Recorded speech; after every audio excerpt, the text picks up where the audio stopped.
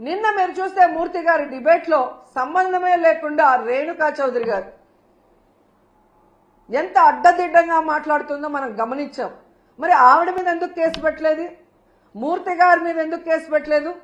ఎందుకు బిఆర్ నాయుడు గారు క్షమాపణ చెప్పలేదని నేను అడుగుతున్నాను.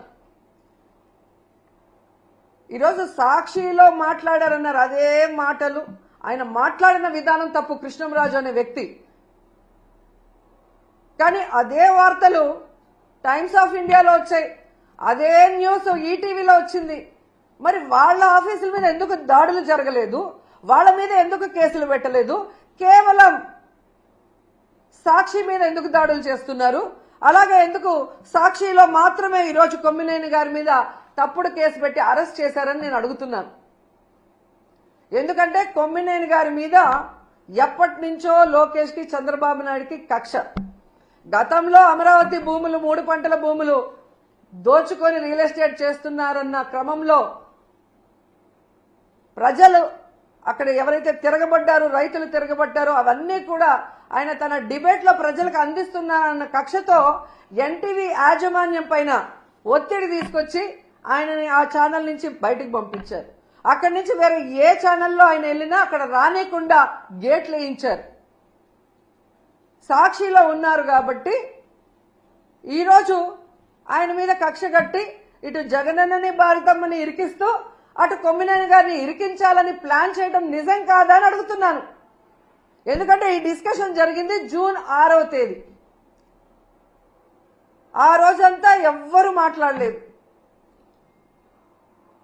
ఆ జరిగిన నెక్స్ట్ సెకండ్ అది తప్పు అని చెప్పి తాను తప్పు చేయకపోయినా సారీ చెప్పారు జర్నలిస్ట్ గారు కొమ్మినేని గారు.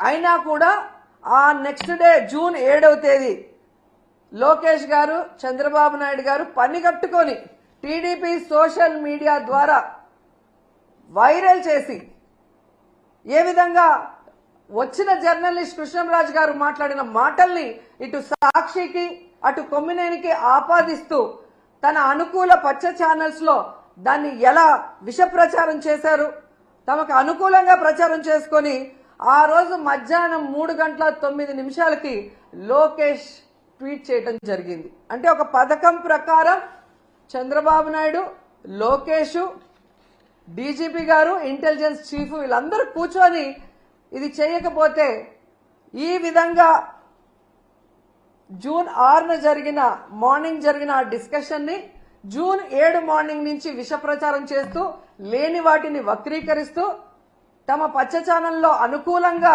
మాట్లాడించుకొని తమకి వైఎస్ జగన్ గారి కుటుంబ సభ్యుల మీద అసభ్యకరమైన పోస్టింగ్లు పెట్టించి రాష్ట్రంలో ఉన్న అన్ని పోలీస్ స్టేషన్లో తెలుగుదేశం పార్టీ నాయకులతో కేసులు పెట్టించి ఆ వ్యాఖ్యలతో సంబంధం లేని సాక్షి మీద దాడులు చేసే విధంగా అందరినీ కూడా రెచ్చగొట్టింది నిజంగా. Subscribe to One India and never miss an update.